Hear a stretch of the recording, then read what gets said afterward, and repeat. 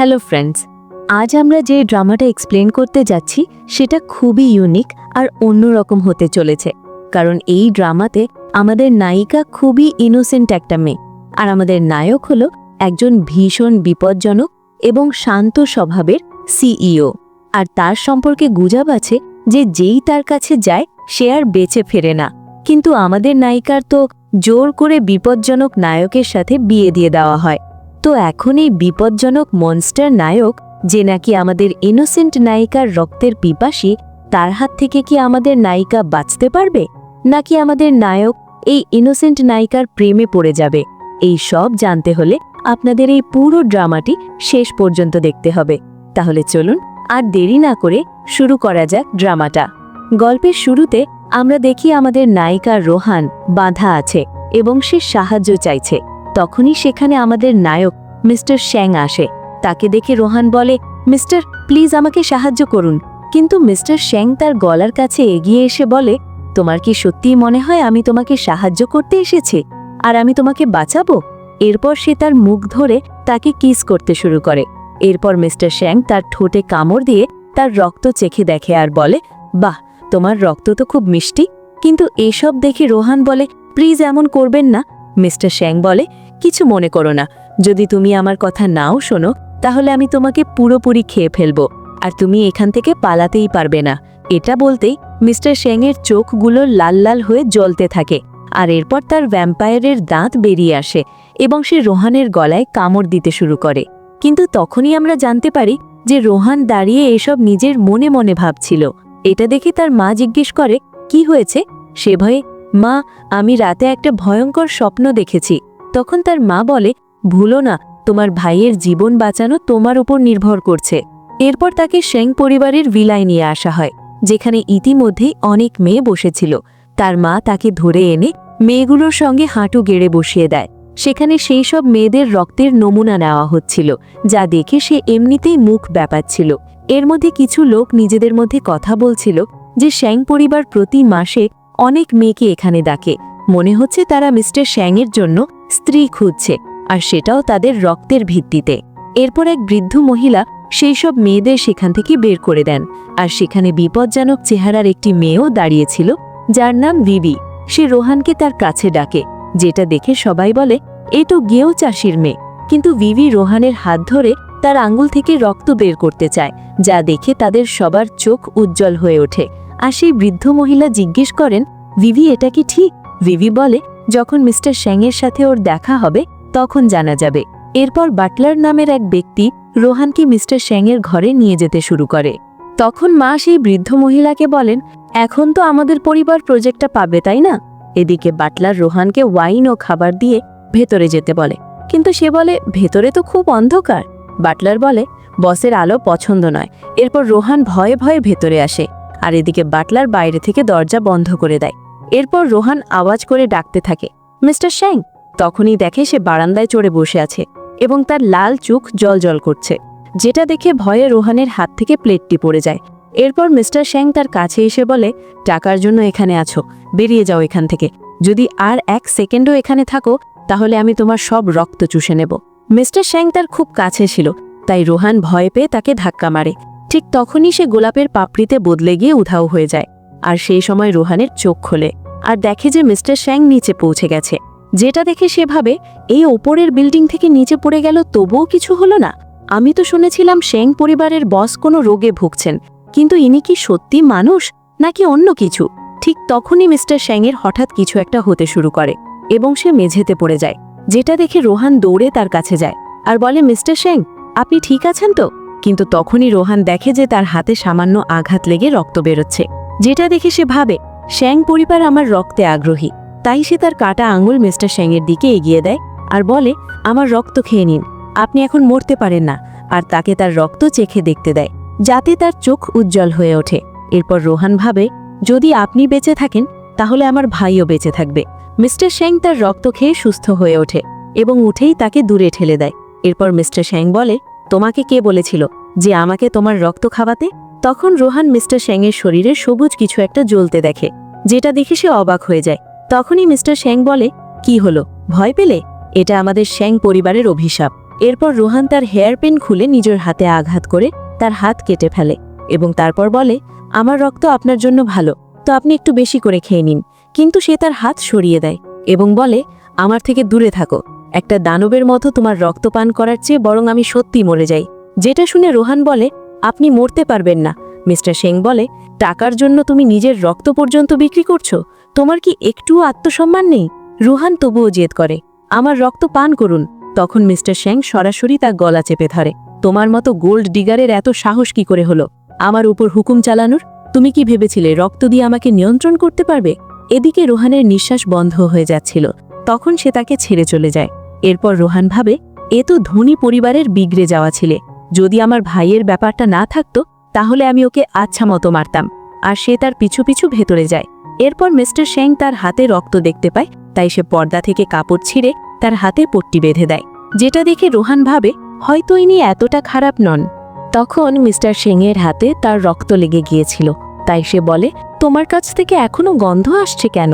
যেটা শুনে রোহান নিজেকে সুখে বলে, কিন্তু আমি তো স্নান করে এসেছি, আমার তো কোনো দুর্গন্ধ লাগছে না।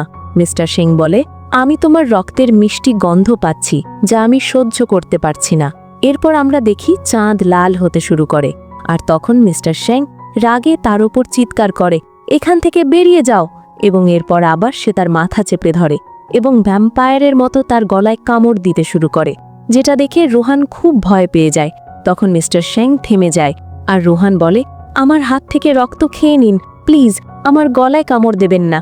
কিন্তু মিস্টার সেং তো তার গলায় কামড় দিচ্ছিলই না, সে তো শুধু তাকে জড়িয়ে ধরে রেখেছিল। তখন রোহান ভাবে, ইনি ইচ্ছে করে এমন করছেন যাতে এভাবে তাকে আমার রক্ত পান করতে না হয়। তখন রোহান তাকে আদর করতে শুরু করে, চিন্তা করবেন না, শারীরিক স্পর্শের মাধ্যমেও নিজেকে শান্ত করা যায়। এখন থেকে যখনই আপনার ব্যথা হবে আমি আপনার কাছে আসব। কিন্তু মিস্টার সেং তাকে দূরে সরিয়ে দিয়ে বলে, নিজের কাজে মন দাও। ঠিক তখনই সেখানে সেই বৃদ্ধ মহিলা এসে যান এবং ভিভি মিস্টার সেংয়ের হাত ধরে পরীক্ষা করে বলে যে এখন এর অবস্থা আগের চেয়ে ভালো, কত বছরে এই প্রথম এমন হলো। তখন বৃদ্ধ মহিলা জিজ্ঞেস করেন, তুমি কি এর রক্ত খেয়েছ? কিন্তু মিস্টার সেং কিছুই বলে না। তখন বৃদ্ধ মহিলা রোহানের হাত ধরে বলেন, এই 16 বছর বয়স থেকে এই রোগে ভুগছে। যখনই এর এই ধরনের আক্রমণ হয় এ খুব কষ্ট পায়, আর প্রতি মাসে একবার না একবার এমন হয়ই। এর সবটাই সেং পরিবার আর আমাদের পূর্বপুরুষদের ভুল। মিস্টার সেং বলে, আমি এই মেয়ের রক্ত পান করব না। সেই মহিলা বলেন, তাহলে আমি ওর রক্ত বের করিয়ে নেব। আর সে রোহানকে মিস্টার সেংয়ের দিকে ধাক্কা মারেন এবং বলেন যে তোমাকে বাঁচানোর জন্য আমি যে কোনো কিছু করতে পারি, হোক না কেন তার জন্য আমাকে কারো রক্ত বের করতে হোক। মিস্টার সেং বলে, আমার এই পৃথিবীতে থাকা উচিত নয়। কিন্তু রোহান বলে, ওল্ড লেডি আপনি চিন্তা করবেন না, আমি একে আমার রক্ত খাইয়ে দেব। এরপর সবাই চলে গেলে মিস্টার সেং তাকেও ঘর থেকে বের করে দেয়। বাইরে এসে বৃদ্ধ মহিলা বাটলারকে বলেন, ওর আঘাতের ওপর ওষুধ লাগিয়ে দাও এবং ওকে নতুন জামা কাপড় দাও। রোহান জিজ্ঞেস করে, আমি কি বাড়িতে কথা বলতে পারি? সেই মহিলা বলেন, এখন থেকে তুমি আমাকে দাদিমা বলবে, আর তুমি আমাদের ইয়াং ফ্যামিলিতে যে কোনো কিছু করতে পারো। আর তিনি দাসীদের বলেন, এখন থেকে এ তোমাদের ম্যাডাম। তখন দাসীরা তাকে ওয়েলকাম জানায়। রোহান বাড়িতে ফোন করার চেষ্টা করে কিন্তু নেটওয়ার্ক থাকে না। তখনই বাটলার এবং দাসীরা তার জন্য অনেক পোশাক এবং গহনা নিয়ে আসে। রোহান নিতে অস্বীকার করে যে কারণ এগুলো খুব দামি, কিন্তু বাটলার তবুও তাকে দিয়ে দেয়। এরপর সে সেই পোশাক পরে আসে এবং ভাবে, মিস্টার সেং আমার বস, তাই আমাকে এমন পোশাক পরতে হবে। এদিকে মিস্টার সিং ঘরে তার একটি খেলনার সঙ্গে খেলছিল। তখনই রোহান ভেতরে এসে বলে, দাদিমা বলেছেন আমি যেন আপনার সঙ্গে থাকি। মিস্টার সিং বলে, তুমি এতটাও অপেক্ষা করতে পারলে না, তুমি তাকে দাদিমাও বলতে শুরু করে দিয়েছ, এখান থেকে বেরিয়ে যাও। কিন্তু রোহান বলে যে এটা আমার বাধ্যবাধকতা, যে আমাকে এখানে থাকতে হচ্ছে, এবং সে বলে আমি যাব না।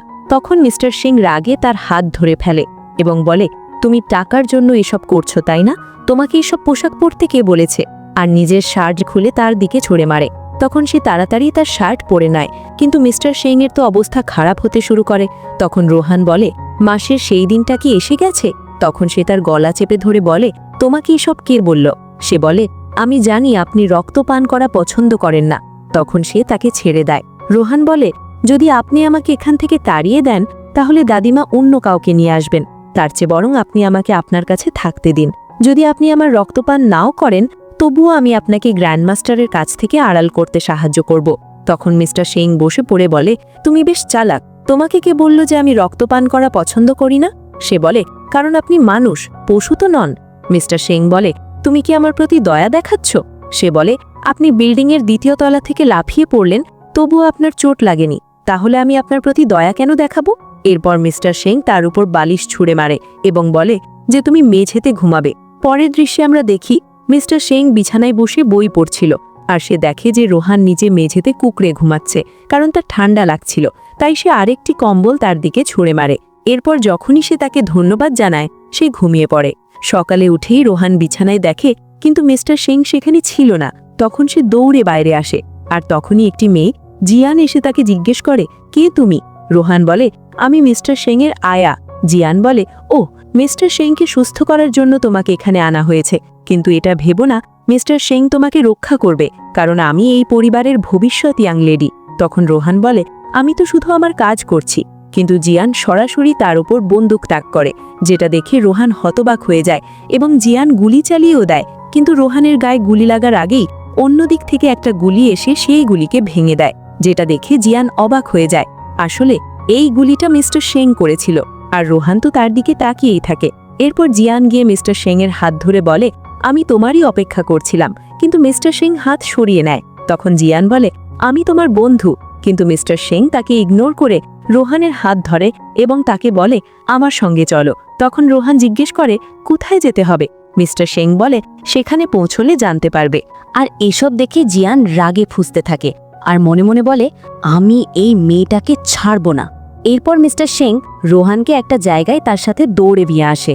এরপর সে রোহানকে বলে, তোমার সাহসটা একটু বেশি না? কিন্তু তখনই হঠাৎ তার শরীর খারাপ হতে শুরু করে এবং সে জ্ঞান হারিয়ে পড়ে যায়। আর তাকে ধরতে যে রোহানও পড়ে যায়। আর তারা দুজন পাহাড়ের ওপর দাঁড়িয়েছিল এবং দুজনেই গড়াতে গড়াতে নিচে এসে পড়ে।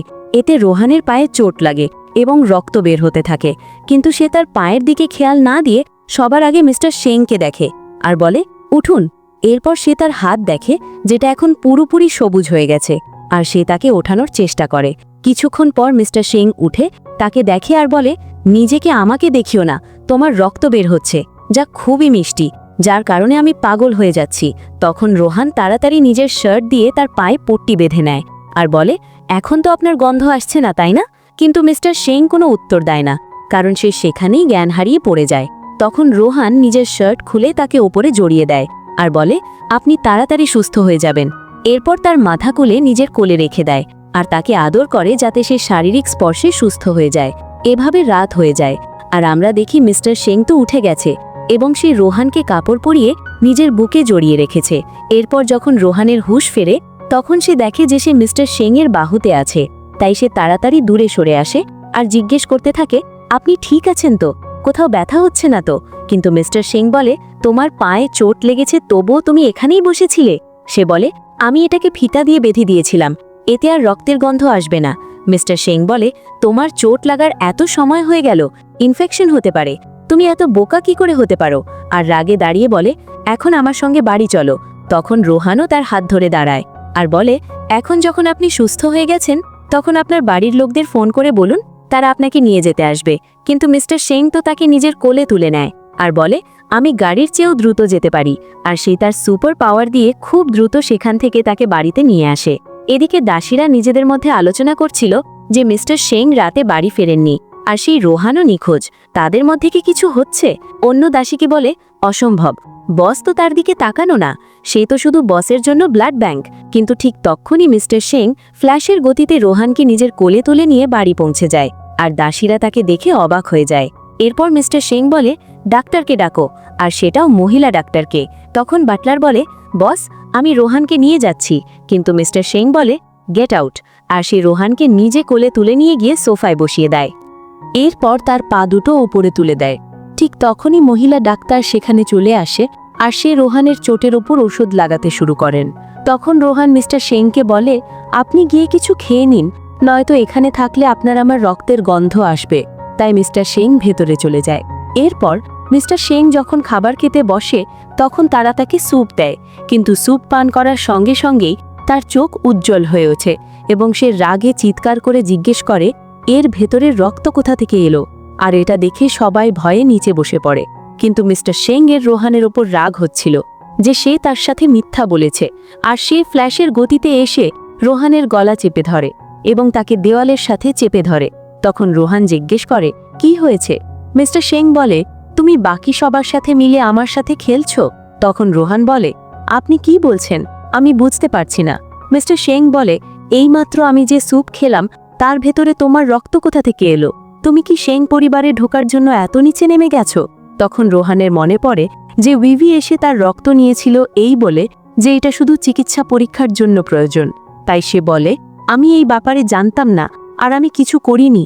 কিন্তু মিস্টার সেং এর খুব রাগ হচ্ছিল, আর সে বলে, তুমি আমাকে বলেছিলে তুমি আমাকে তোমার রক্ত খাওয়াবে না, আর আমার মনে হয়েছিল তুমি বাকি সবাই থেকে আলাদা, কিন্তু তুমি তো তাদের থেকেও খারাপ বের হলে। তুমি কি ভেবেছিলে আমাকে বোকা বানানো এত সহজ? এরপর সে বাড়ি থেকে বের করে দেয়। তখন রোহান বলে, সত্যি বলছি আমি কিছু করিনি। তখন মিস্টার সেং বলে, যদি আর একটাও কথা বলো তাহলে আমি তোমাকে মেরে ফেলব। আর এরপর মিস্টার সেং তার উপর টাকা ছুঁড়ে মারে এবং বলে, এখন থেকে আমাদের মধ্যে কোনো সম্পর্ক নেই।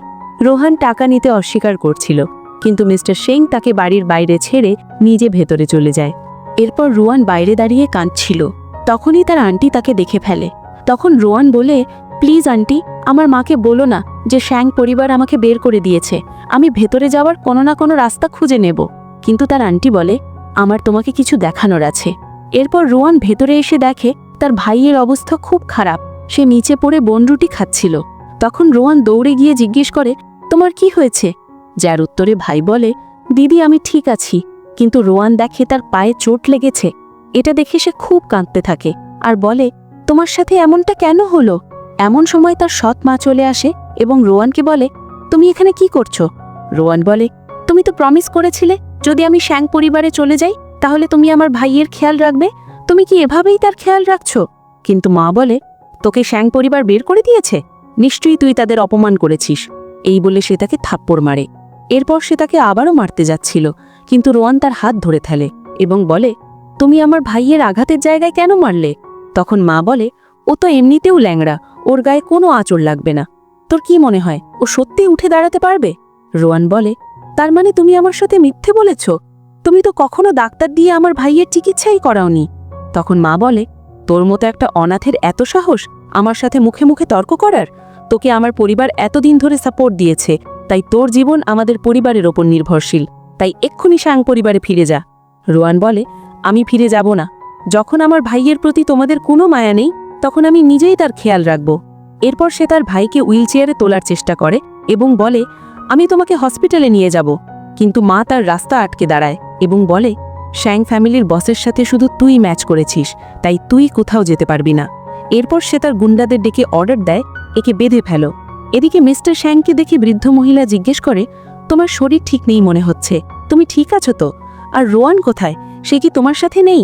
তারপর সে বাটলারকে জিজ্ঞেস করে, তুমি কি স্যুপে রোহানের রক্ত মিশিয়েছিলে নাকি মেশাওনি? আমি তোমাকে রক্ত বলেছিলাম না? তবুও মিস্টার শ্যাং এত দুর্বল কেন? মিস্টার শ্যাং অবাক হয়ে যায় আর বলে, তার মানে স্যুপে তুমি রক্ত মিশিয়েছিলে? তোমার এত সাহস?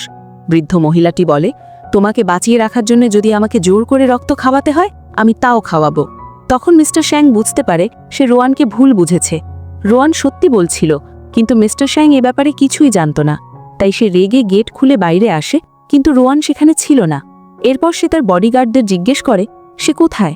তারপর সে রোহানের রক্তের গন্ধ শুকে বুঝে ফেলে সে কোথায় আছে এবং সেখান থেকে নিজের সুপার পাওয়ার ব্যবহার করে অদৃশ্য হয়ে যায়। এদিকে সৎ মায়ের লোকগুলো রোহানকে ধরে রেখেছিল। এরপর সৎ মা বলে, তুমি কি জানো কত ধনী পরিবারের মেয়ে শ্যাং ফ্যামিলিতে বিয়ে করতে চায়? তোমার এতটুকুও বোঝা উচিত যে আমি এটা তোমার ভালোর জন্যই করছি।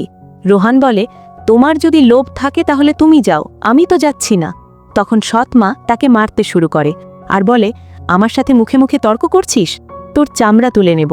ঠিক তখনই মিস্টার শ্যাং সেখানে চলে আসে আর বলে, তোমার এত সাহস? আর তখনই রাগে তার লাল চোখ জ্বলছিল। এরপর মিস্টার শ্যাং বলে, ছাড় ওকে। এটা দেখে সৎমা অবাক হয়ে যায় এবং তার সব লোক ভয়ে সেখান থেকে পালিয়ে যায়। এরপর সৎমা, প্লিজ আমাকে মেরো না, আমি তো রোহানের সৎমা। আর সে মিস্টার শ্যাংয়ের পায়ে পড়ে বলে, আমি ওকে শ্যাং ফ্যামিলিতে পাঠিয়েছিলাম যাতে তোমার শরীর ঠিক হয়ে যায়। যদি আমি ওর ভাইয়ের জীবনের হুমকি না দিতাম তবে এই মেয়ে তো কখনোই শ্যাং ফ্যামিলিতে যেত না। এটা শুনে মিস্টার শ্যাং অবাক হয়ে যায় আর বলে, ওর ভাইয়ের বিনিময়ে? তখন সৎমা বলে, হ্যাঁ, ওর ভাইয়ের বোন ক্যান্সার। আমি ওকে বলেছিলাম আমি ওর ভাইয়ের চিকিৎসা করাবো। তখনই ও শ্যাং ফ্যামিলিতে যেতে রাজি হয়েছিল। আর আমি তোমার প্রাণ বাঁচিয়েছি, তুমি আমাকে মারতে পারো না। এসব শুনে মিস্টার শ্যাং ভাবে, তার মানে রোহান এসব টাকার জন্য করেনি, বরং নিজের ভাইয়ের জীবন বাঁচাতে করেছিল। এরপর রোহান বলে, আমি তোমাকে নিজের রক্ত খাওয়াইনি। মিস্টার শ্যাং বলে, আমি জানি। তখন সৎমা বলে, হ্যাঁ, তুমি বরং ওর রক্ত খেয়ে নাও। কিন্তু মিস্টার শ্যাং ঝড়ের গতিতে এসে তার গলা চেপে ধরে এবং তাকে এক হাতে শূন্যে তুলে ফেলে। এতে সৎমা নিজের প্রাণের ভিক্ষা চাইতে থাকে। তখন মিস্টার শ্যাং বলে, তুই এখন বলছিলি যে তুই ওর চামড়া তুলে নিবি? মহিলাটি বলে, আমার খুব বড় ভুল হয়ে গেছে। তখনই রোয়ান দেখে মিস্টার শ্যাংয়ের হাত দিয়ে কিছু একটা বেরোচ্ছে। তাই সে বলে, প্লিজ রাগ করো না, এটা তোমার স্বাস্থ্যের জন্য ভালো নয়।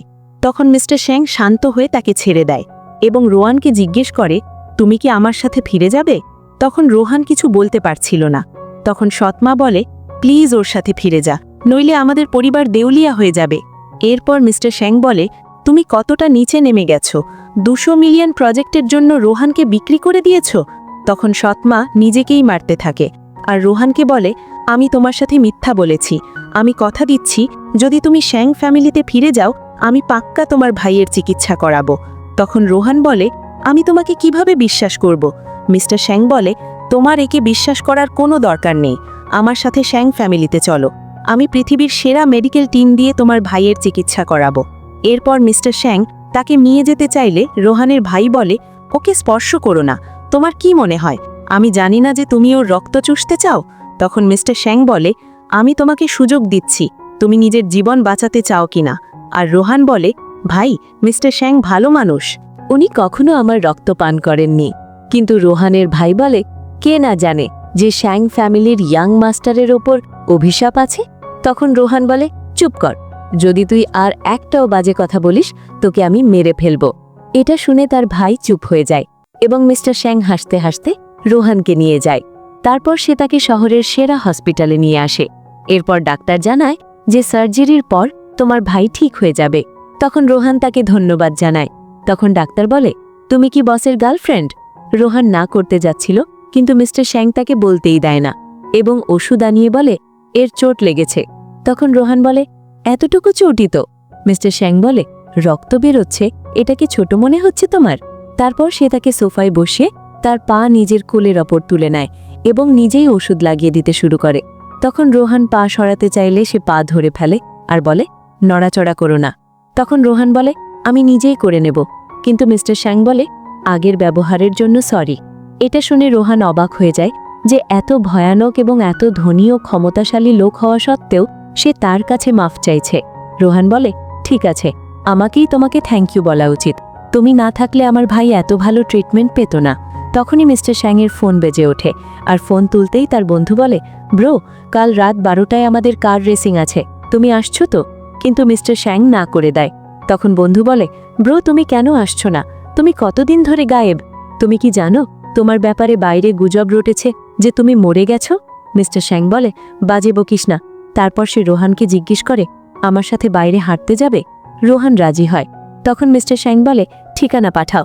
তারপর সে তাকে নিয়ে ক্লাবে যায়, যেখানে মিস্টার শ্যাংয়ের সব বন্ধুরাই ড্রিঙ্ক করছিল। আর তারা বলে, মনে হচ্ছে শ্যাং ফ্যামিলি এর জন্য একটা শয়তান মেয়ে খুঁজে পেয়েছে। এরপর মিস্টার শ্যাং রোহানকে জানায়, আমার অসুস্থ হওয়ার আগে এরা সবাই আমার বন্ধু ছিল। তখন বন্ধুরা বলে, তুই এতদিন পর এসেছিস, তাও একটা মেয়েকে নিয়ে? মিস্টার শ্যাং জানায়, এর নাম রোহান, এবং এরপর সে তাকে নিজের কাছে বসিয়ে নেয়।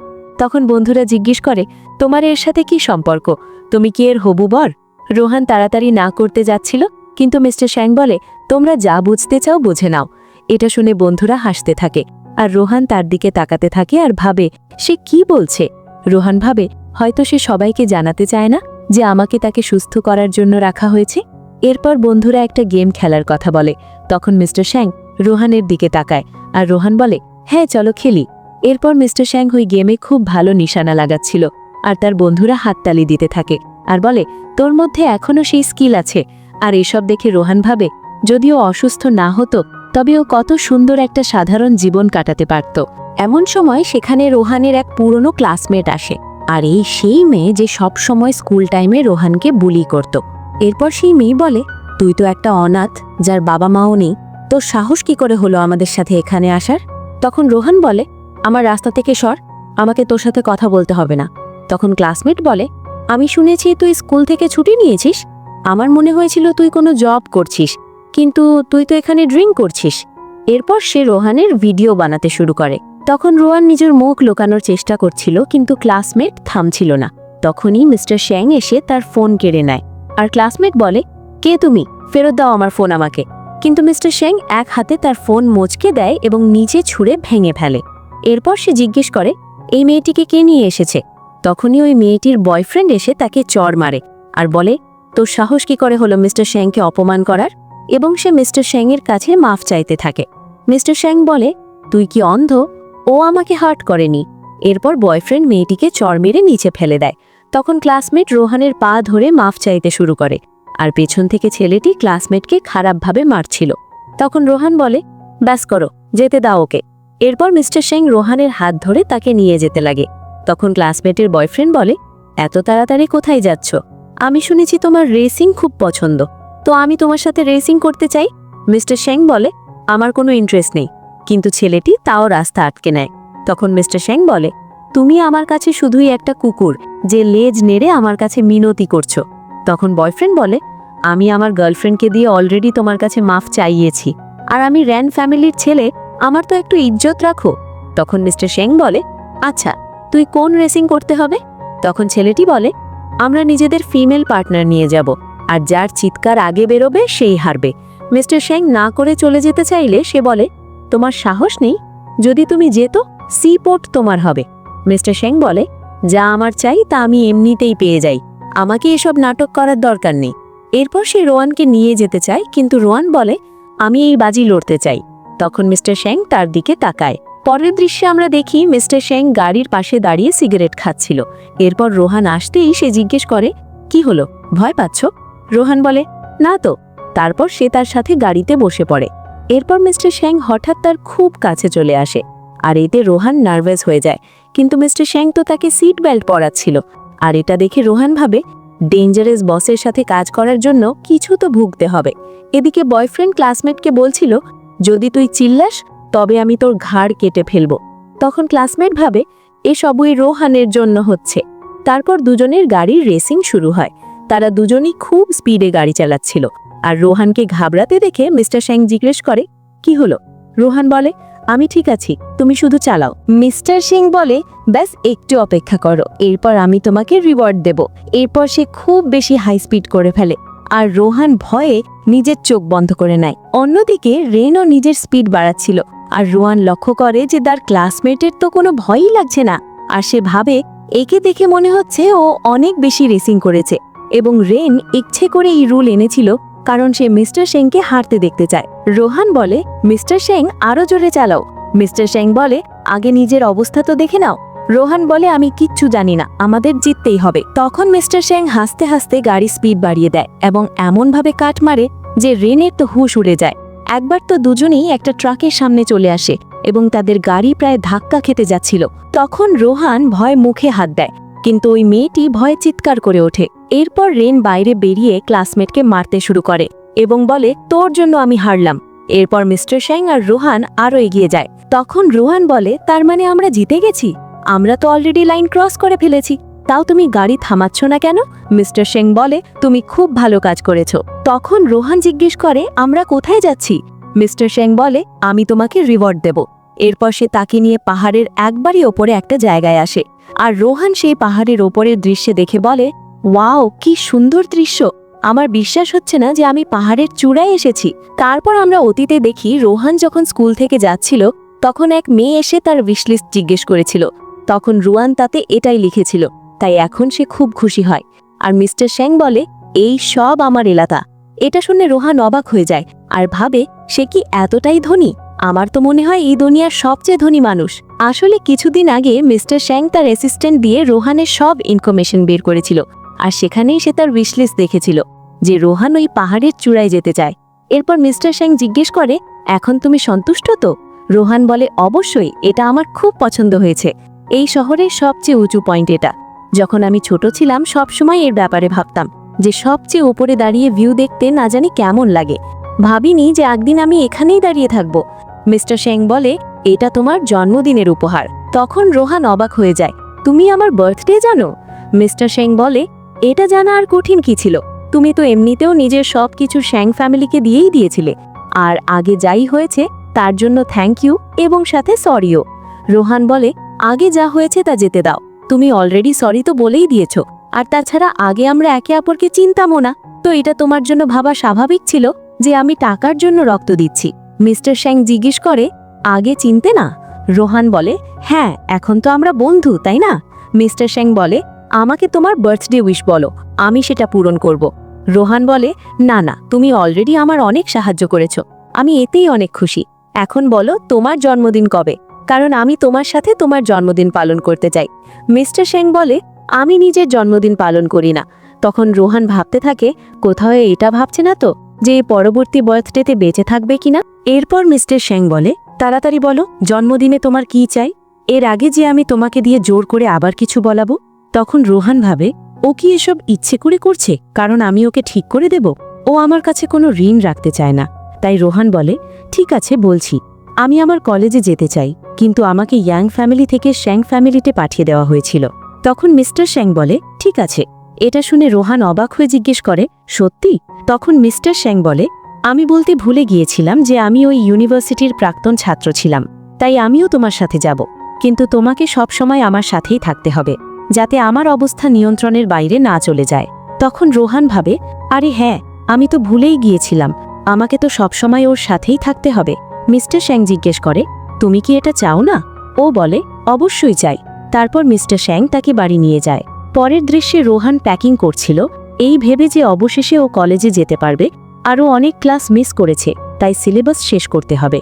তখনই মিস্টার শ্যাং এসে বলে, আমি তোমাকে সাহায্য করার জন্য একজন টিউটর রেখে দেব। তখন রোহান বলে, তুমি কত ভালো। কিন্তু মিস্টার শ্যাং সোফায় শুয়ে ওকে দেখতে থাকে। তারপর রোহান সব প্যাক করে দেখে মিস্টার শ্যাং শুয়ে শুয়েই ঘুমিয়ে পড়েছে। আর তাকে ভালো করে দেখে রোহান ভাবে, ওর চোখের নিচে কত কালি পড়ে গেছে। এত বড় বাড়ি, তাও কোথাও শান্তিতে ঘুমাতে পারে না। এরপর ঘুমের মধ্যে ওর হাত পড়ে যাচ্ছিল, তাই রোহান সেটা খপ করে ধরে ফেলে যাতে ওর ঘুম না ভাঙে। এরপর রোহান মিস্টার শ্যাংয়ের মুখ স্পর্শ করতে যায়। তখনই মিস্টার শ্যাং জেগে ওঠে আর বলে, তুমি কি আমাকে তোষামত করছো? এটা শুনেই রোহান হাত সরিয়ে বলে, না তো, তোমার হাত পড়ে যাচ্ছিল তাই ধরেছিলাম, আর তোমাকে দেখে মনে হচ্ছিল তুমি অনেকদিন ঠিকমতো ঘুমাওনি। মিস্টার শ্যাং বলে, কিন্তু তুমি আমার অনুমতি ছাড়া আমাকে স্পর্শ করেছো, তাই আমি পুলিশকে ফোন করছি। এটা শুনে রোহান ফোনটা কেড়ে নিতে যায়, কিন্তু ভুল করে মিস্টার শ্যাংয়ের ওপরই পড়ে যায়, আর ওরা খুব কাছাকাছি চলে আসে। কিন্তু রোহান সরে গিয়ে বলে, আমি ইচ্ছে করে করিনি। মিস্টার শ্যাং বলে, আচ্ছা, আগে করনি আর এখন? তুমি আমাকে দুবার উত্ত্যক্ত করেছ, আমি তোমার সাথে কিভাবে থাকব? তখন রোহান বলে, আমি প্রমিস করছি আর কখনো তোমার ব্যাপারে এসব উল্টোপাল্টা ভাবব না। যদি ভুল করেও ভাবি তবে যেন আমার ওপর বাজ পড়ে। এখন থেকে আমি তোমার থেকে দূরেই থাকব। মিস্টার শ্যাং জিজ্ঞেস করে, দূরে থাকবে? ও বলে, হ্যাঁ। এটা শুনেই মিস্টার শ্যাং রাগে গটগট করে চলে যায়। আর এটা দেখে রোহান ভাবে, এই এখন আবার রাগ কেন করছে? এরপর নিচে নামতেই রোহান দেখে কাজের লোকেরা আন্টিকে আটকাচ্ছে, আর রোহানকে দেখে কাজের লোক বলে, আপনি ঘরে যান। কিন্তু আন্টি রোহানের হাত ধরে বলে, তুমিই সেই মেয়ে যাকে মিস্টার শ্যাংকে ঠিক করার জন্য আনা হয়েছে? কাজের লোক বলে, আপনি এত উত্তেজিত হবেন না। আন্টি বলে, তোমরা কি আমাকে পাগল ভাবো? আমার স্বামী একটু অসুস্থ। তোমরা যেমনটা আমাকে খারাপ বলো, আমি অতটাও খারাপ নই। আসল খারাপ তো ওই মিস্টার শ্যাং। লোকে বলে ও বেশি দিন বাঁচবে না, এখন তো ভগবানেরও চোখ খুলে গেছে। এরপর সে পাগলের মতো হাসতে থাকে আর রোহানকে বলে, তুমি আমাকে এমনভাবে দেখছো কেন? আমাকেও পাগল মনে হচ্ছে? তখন রোহান বলে, আমি বুঝতে পারছি না আপনি কি করছেন। আন্টি বলে, আমি তোমাকে বাঁচানোর চেষ্টা করছি। শ্যাং পরিবারে তোমার অদ্ভুত লাগছে না? তখনই রোহানের অতীতের কথা মনে পড়ে যায়, কিভাবে মিস্টার শ্যাং হঠাৎ উধাও হয়ে যেত। আন্টি বলে, এইসব মিস্টার শ্যাংয়ের জন্যই হচ্ছে। ও মানুষ নয়, একটা দানব। তুমি যদি এখনই না পালাও তো তুমি বাঁচতে পারবে না। তখন রোহান বলে, আমি জানি না আপনাদের মধ্যে কি হয়েছে, কিন্তু আমি কাউকে এভাবে বিচার করি না। তাছাড়া মিস্টার শ্যাং আমার সাথে ভালো ব্যবহারই করে। এটা শুনে আন্টি হাসতে হাসতে বলে, ভালো মানুষ? তুমি কিছুই জানো না। ওর জন্মদিনের দিনই তো পুরো শ্যাং পরিবারের প্লেন হাইজ্যাক হয়েছিল এবং কেউ বাঁচেনি। এসব ওর জন্যই তো হয়েছে। ওর বাবা মাও বাঁচতে পারেনি, এমনকি আমার স্বামীও না। যদি ওরা ওর জন্মদিন পালন না করত তবে এসব হতো না।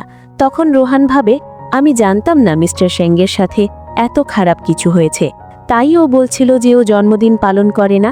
এরপর আন্টি আরও বলে, তাই তো ও অসুস্থ হয়ে পড়েছে, এখন পাপের শাস্তি পাচ্ছে, আর ওর তো আরও আগে মরে যাওয়া উচিত ছিল। এরপর রোহান সেখান থেকে যেতে লাগে, কিন্তু আন্টি ওর হাত ধরে ফেলে আর বলে, পালিয়ে যাও এখান থেকে, নইলে আমি তোমাকে মারব। তখনই মিস্টার শ্যাং এসে আন্টির হাত ধরে ফেলে আর বলে, এসব বিষয়ের মাঝে রোহানকে এনো না।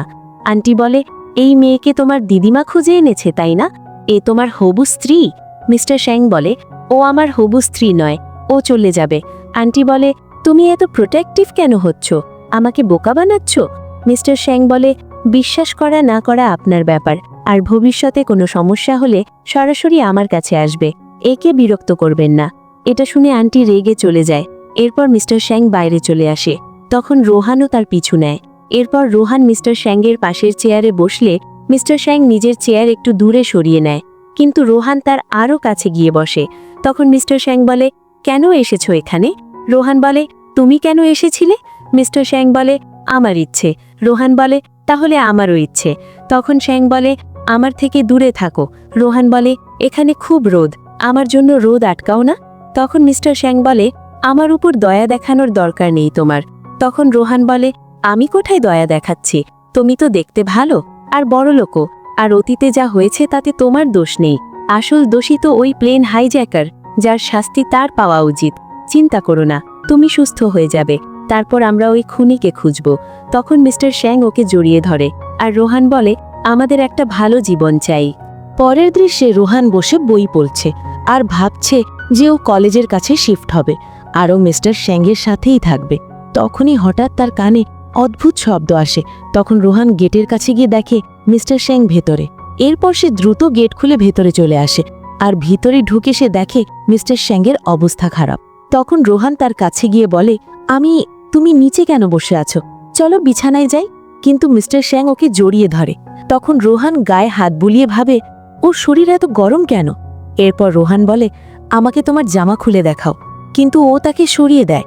কিন্তু রোহান জোর করে বোতাম খুলে দেখে ওর শরীরে সেই সবুজ রেখাগুলো, যেটা দেখে রোহান অবাক হয়ে যায়। তখন মিস্টার শ্যাং উঠে বসে বলে, কি দেখছো? আমার সম্পর্কে সব গুজবই সত্যি। আমি একটা দানবী। এখন দেখে নিয়েছো তো? আর তোমার বিশ্বাস হয়েছে না? এখন যাও এখান থেকে। তখন রোহান জিজ্ঞেস করে, তোমার কি ব্যথা হচ্ছে? এটা শুনে মিস্টার শ্যাং বলে, কি? রোহান বলে, তোমাকে দেখে মনে হচ্ছে খুব কষ্ট হচ্ছে। এটা শুনে মিস্টার শ্যাংয়ের অতীতের কথা মনে পড়ে, যেখানে আগে সবাই ওকে দানব ভেবে পালাতো। তাই মিস্টার শ্যাং রোহানকে জিজ্ঞেস করে, তোমার ভয় করছে না?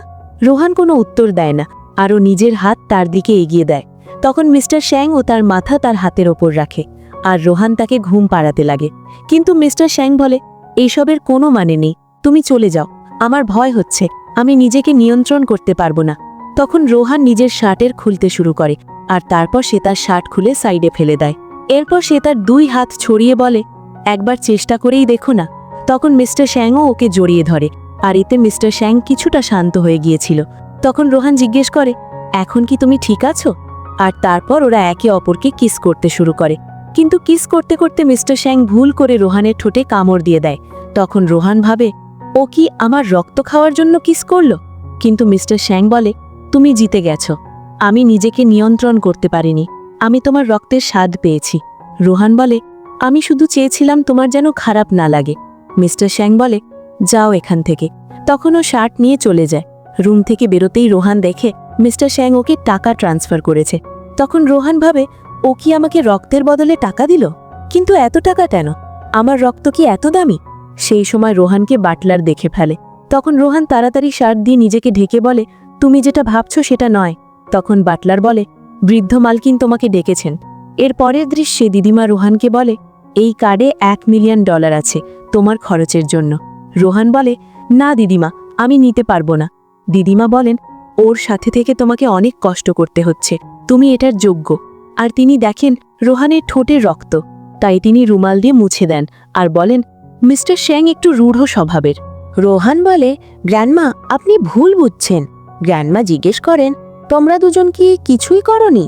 রোহান বলে, হ্যাঁ একটু তো করেছি। গ্র্যান্ডমা বলেন, তাহলে এতে ভুল বোঝার কি আছে? মিস্টার শ্যাং এমনিতে কাউকে নিজের খুব একটা কাছে আসতে দেয় না। তুমি না থাকলে তো আমি বুঝতেই পারতাম না যে আমি কি করতাম। এমন সময় মিস্টার শ্যাং চলে আসে আর বলে, হয়ে গেছে তোমাদের, এবার স্কুলে চলো। গ্র্যান্ডমা বলেন, হ্যাঁ তোমরা যাও, তোমরা যখন ওখানে শিফট হয়ে যাবে আমি তোমাদের সাথে দেখা করতে আসব। রোহান বলে, আপনি চিন্তা করবেন না, আমি ওনার ভালো খেয়াল রাখব। মিস্টার শ্যাং নিজের গাড়িতে বসেছিল। রোহানও গাড়ির কাছে আসে, কিন্তু সে দেখে যে মিস্টার শ্যাং গাড়ির গেট খুলছে না। সেভাবে ও কি আমাকে ইগনোর করছে? কিন্তু আমি তো ওর জীবন বাঁচিয়েছি। গাড়ির গেট তো খোলেই না, তাই সে লাফ দিয়ে গাড়ির ভিতর উঠে বসে পারে। এরপর সিট বেল্ট লাগাতে গেলে মিস্টার শ্যাংয়ের হাসি পেয়ে যায়। এরপর বডিগার্ডরা এসে গাড়ির সামনে দাঁড়িয়ে যায় আর জিজ্ঞেস করে, বস আপনি কোথায় যেতে চান? কিন্তু মিস্টার শ্যাং ইচ্ছে করেই দ্রুত গতিতে গাড়ি চালিয়ে নিয়ে যায়, যাতে বডিগার্ডরা তাকে ফলো করতে না পারে।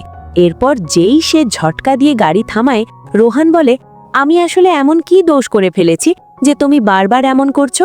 তখন মিস্টার শ্যাং তাকে নিজের ফোন দেখায়, আর ফোন দেখে রোহান বলে, আমি তোমার টাকা নিইনি বলে কি তুমি রেগে আছো? চিন্তা করো না, আমি দাদিমার কাছ থেকে আগেই $1 মিলিয়ন নিয়ে নিয়েছি।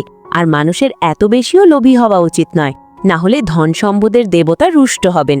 মিস্টার শ্যাং বলে, তুমি 1 মিলিয়নের চক্করে আমার 2 মিলিয়ন নাওনি? তারপর রোহান বলে, চলো একসাথে ভালো কিছু খাওয়া যাক, তুমি এখানেই অপেক্ষা করো, আমি আমার সব কাজ শেষ করে আসছি। এরপর কলেজে গিয়ে সে নিজের অ্যাডমিশন করাচ্ছিল, কিন্তু সেখানকার মেয়েরা শোরগোল শুরু করে দেয় মিস্টার শ্যাংকে দেখে। তারা বলে, ওয়াও ও কত হট আর হ্যান্ডসাম, কে জানে কোন ডিপার্টমেন্টের। আর রোহান পিছনে ঘুরে তাকাতেই দেখে মিস্টার শ্যাং গাড়ি থেকে নেমে দাঁড়িয়ে আছে, আর সে স্টাইল মেরে সোজা রোহানের কাছেই আসে। এরপর তার কাজ শেষ হতেই সে রোহানের হাত ধরে নিয়ে যেতে থাকে আর বলে, আমার খিদে পেয়েছে। এটা দেখে মেয়েরা ব্লাশ করছিল আর বলছিল যে কত হ্যান্ডসাম একটা ছেলে ওই মেয়েটাকে নিয়ে গেল। কিন্তু এসব দূর থেকে দেখে জিয়ান রেগে যায়। এরপর রোহান তাকে একটা রাস্তার পাশের খাবারের দোকানের কাছে নিয়ে আসে। তখন মিস্টার শ্যাং বলে, তোমার কাছে $1 মিলিয়ন আছে আর তুমি আমাকে এই খাওয়াতে নিয়ে এসেছ? রোহান বলে, এটা এমন কিছু যা তুমি আগে কখনো খাওনি, আর সত্যি বলছি এটা খুব টেস্টি, খেয়ে মজা পাবে।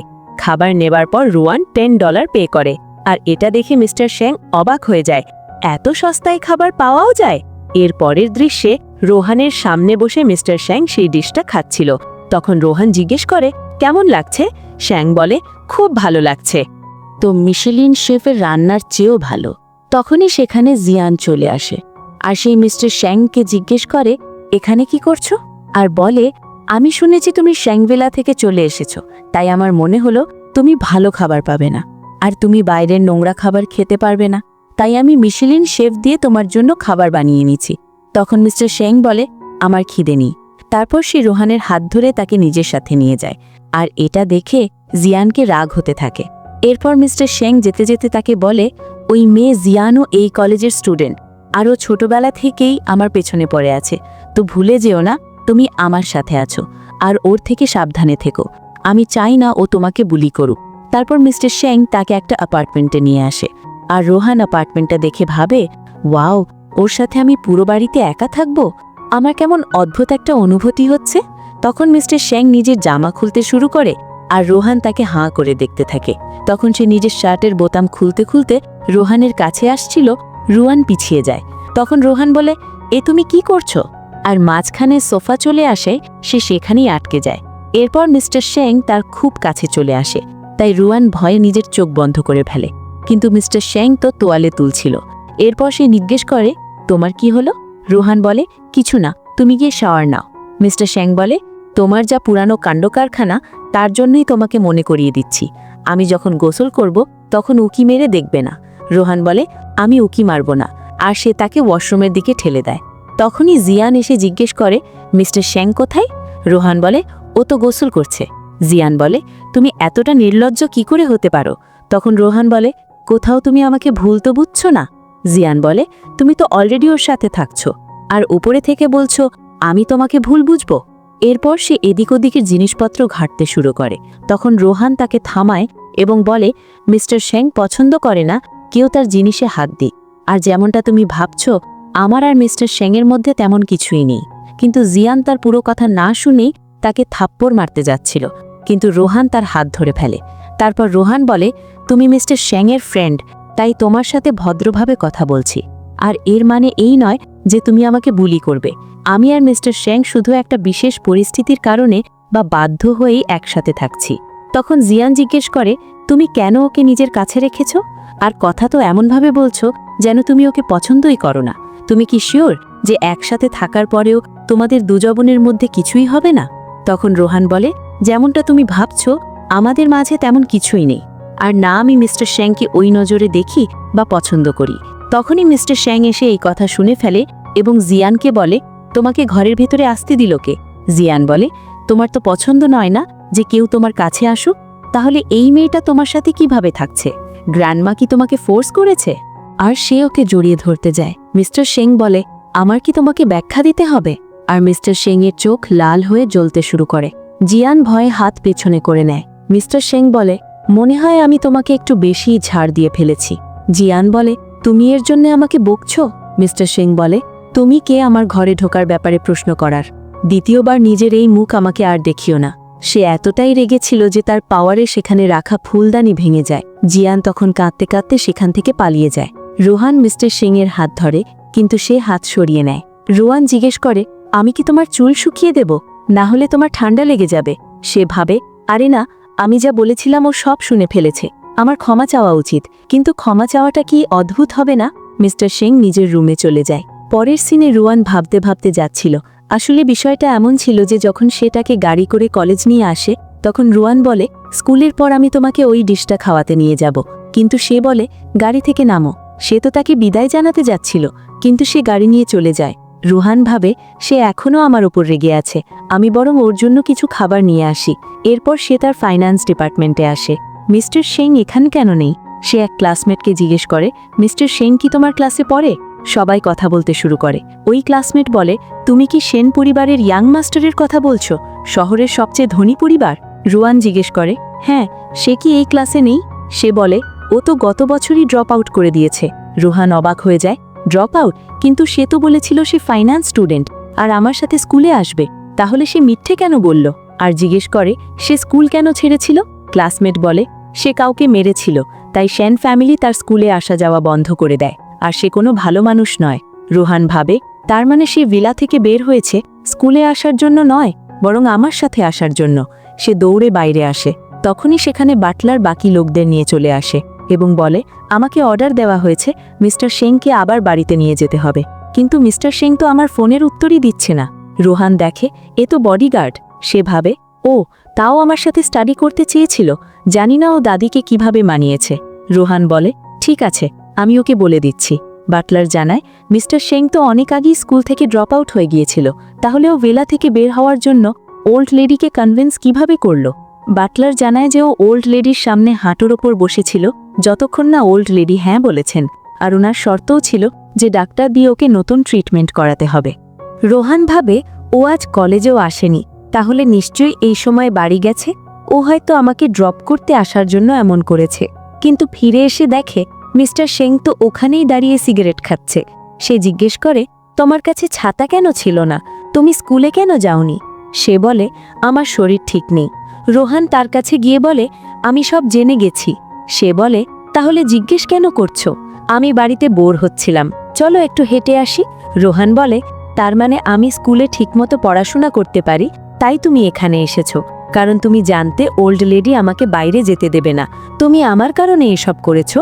সে বলে, বেশি কিছু ভেবো না, আমি ভিলায় বোর হচ্ছিলাম তাই এসেছি। রোহান বলে, আমি জানি যবে থেকে তুমি অসুস্থ হয়েছ সবসময় নিজেকে এক রুমে লক রাখতে আর কখনো কারো সাথে দেখা করতে না। সে বলে, তুমি বলতে কি চাও? রোহান বলে, তোমার আমার জন্য এসব করার দরকার নেই। তোমার আর আমার মধ্যে শুধু একটা ডিল, চুক্তি আছে। সে রাগে ওর গলা চেপে ধরে, শুধু ডিল? রোহান বলে, হ্যাঁ, আমি তো শুধু একটা টুল, হাতিয়ার। যখনই তুমি অসুস্থ হও তোমার আমাকে প্রয়োজন হয়। আমি এই জন্যই এখানে আছি, কারণ তোমার আমাকে দরকার। আর যেদিন তোমার আমাকে প্রয়োজন হবে না, আমি এখান থেকে চলে যাব। মিস্টার সেন বলে, তো তুমি আমাদের সম্পর্ক নিয়ে এটাই ভাবো? রোহান বলে, আমি তোমার দাদির থেকে টাকা নিয়েছি, তাই তোমার চিকিৎসা করছি। আমাদের মধ্যে একটা সওদা হয়েছে, আর আমি তোমার কোনো ঋণ রাখতে চাই না। মিস্টার সেন বলে, আমি তোমাকে কখনো শোধ করতে বলিনি। রোহান বলে, তুমি ভিলাই ফিরে যাও, দাদি তোমার জন্য চিন্তা করছেন। সে রাগে চলে যায়, কিন্তু আমরা দেখি রোহান ইচ্ছে করে এমন বলেছিল, কারণ মিস্টার সেন তার সাথে থাকার কারণে নিজের সঠিক ট্রিটমেন্ট করাতে পারছিল না। সেভাবে এতক্ষণে সে ভিলাই ফিরে গেছে হয়তো। আমি তো শুধু একটা অনাথ, আমরা দুজন এমনিতেও কখনো একসাথে হতে পারতাম না। তো এসব নিয়ে ভেবে লাভ কি? সে কাঁদতে কাঁদতে ঘুমিয়ে পড়ে। তো বন্ধুরা, এই পর্যন্ত ড্রামাটা তোমাদের কেমন লেগেছে সেটা তোমরা কমেন্টে অবশ্যই জানাবে। আর তোমরা যদি এই ড্রামার দ্বিতীয় পার্ট দেখতে চাও তাহলে উড়াধুলা লাইক করো। এই ভিডিওতে 2000 লাইক হলে ড্রামার পরের পার্ট নিয়ে আসবো।